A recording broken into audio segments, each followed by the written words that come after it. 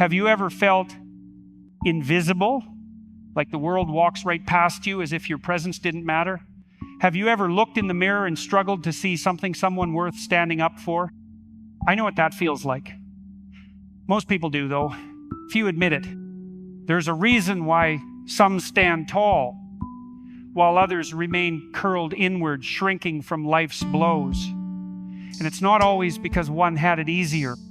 No, sometimes it's because one made a choice, a subtle but powerful decision to straighten up and face the world rather than hide from it. That decision to stand up straight with your shoulders back is far more than advice about posture. It's a metaphysical stance, a declaration. It means, I am willing to carry the weight of being. I accept the responsibility of existence. Why should that matter to you? Because posture is not just physical.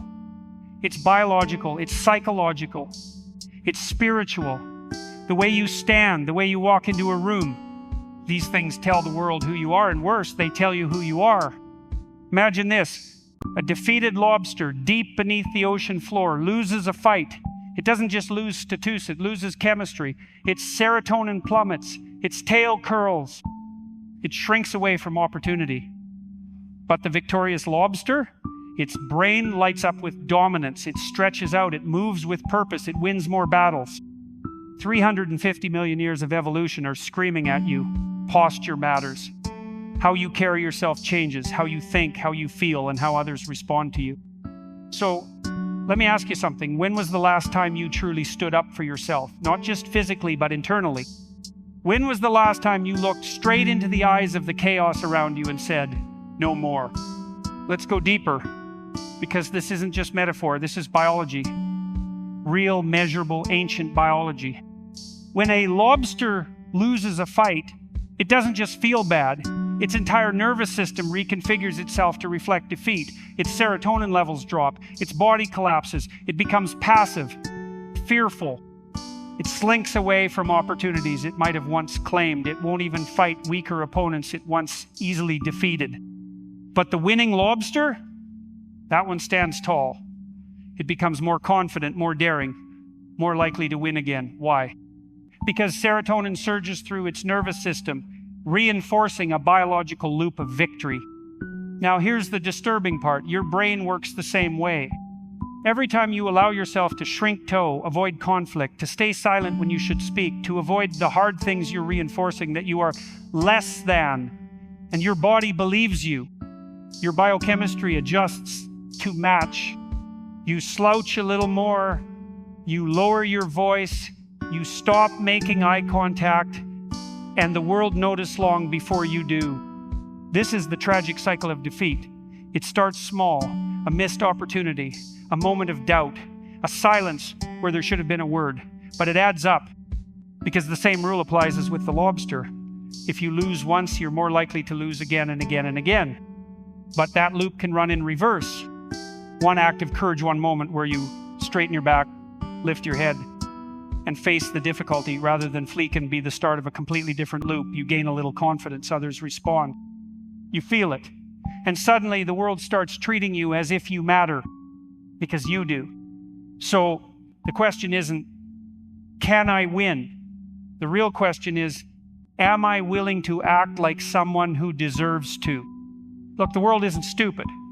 It pays attention. It notices posture, tone, movement, even silence. And it judges you accordingly.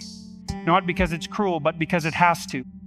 Life is too chaotic to wait around for people who refuse to take themselves seriously. If you walk into a room hunched over, eyes down, speaking softly, unsure of yourself, do you really expect the world to hand you anything? It won't. It can't. People are too busy, too overwhelmed, too caught up in their own battles to carry you unless you show some signal that you're ready to carry something yourself. So much of what we call confidence is really just posture in motion. It's a stance, a signal, a silent agreement with reality that says, I'll carry my burden. I'll face this moment. I'll try. And something miraculous happens when you do that. Others begin to treat you as if you matter. They listen longer. They speak with more respect. They hesitate before interrupting. Why? Because they're watching your body your tone, your Gazien. They're reading the truth of who you are in that moment. And if you carry yourself like you matter, you begin to matter in ways you didn't even realize. But what if you're starting from the bottom? What if life has beaten you down so badly that even standing up feels impossible? Then you start small. You start with something as simple as getting out of bed at the same time every day. You eat breakfast, you make your bed, you speak a little louder. You look someone in the eye for 1 extra second. These things matter. They send a signal first to your own nervous system, then to the world that you're alive and you're not done yet. That's where all real transformation begins, with tiny actions done with real intention. So, let me ask you this. What small act of order can you introduce into your chaos today? What one thing can you do, just one, that says, I'm still here and I'm not finished? You might think, why should I stand up? What's the point? It's just me. But it's not just you. It never is. When you choose to stand, others see it. When you choose to face the world with your shoulders back and your chin up, somewhere takes notice. Maybe they're younger than you. Maybe they're struggling. Maybe they're right on the edge of collapse, and then they see you. Not perfect, not fearless, but upright, and it gives them permission to do the same. See, your posture is a signal, not only to your body, not only to the world, but to the people you don't even know are watching you.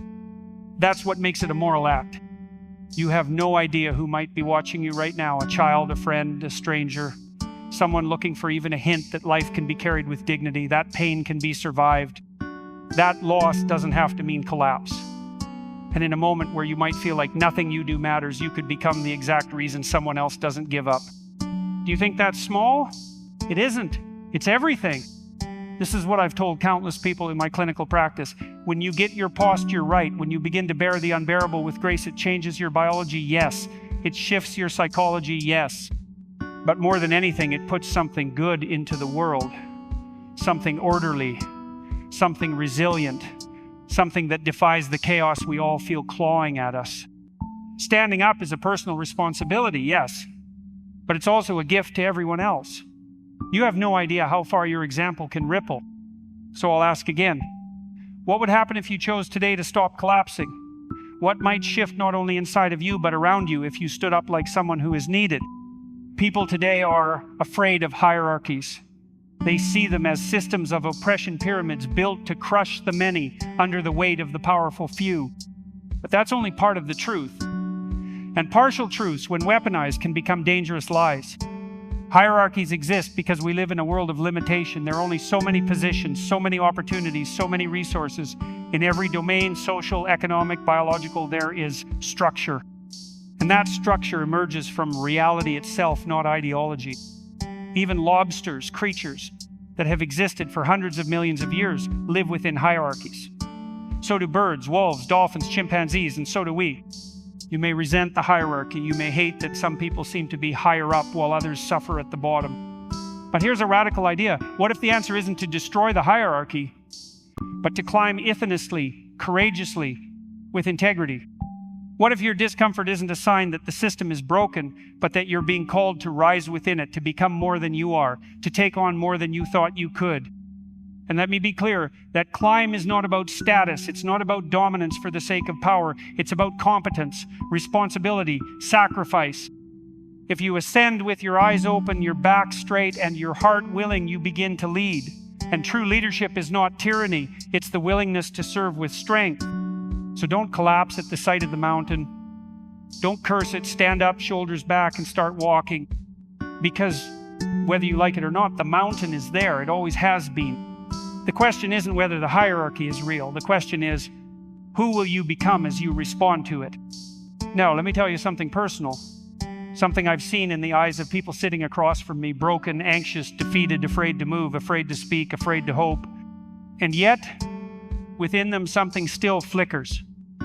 A small light, faint but not gone. And that's enough. That's always enough. You might be standing at the bottom. Maybe everything around you feels heavy, dark, hopeless. Maybe you think it's too late, or that you're too weak, too lost, too insignificant to matter. But I promise you this, you are not beyond saving.